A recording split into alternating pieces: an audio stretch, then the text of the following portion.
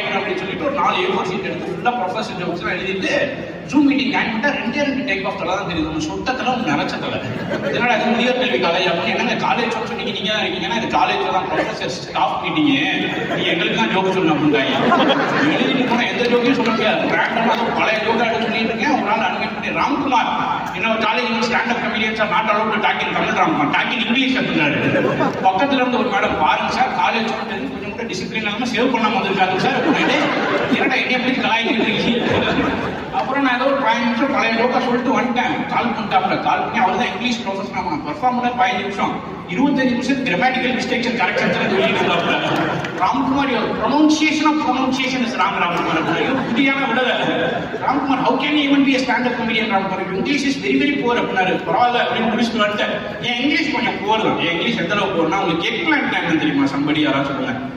என்ன சொல்லுங்க egg plant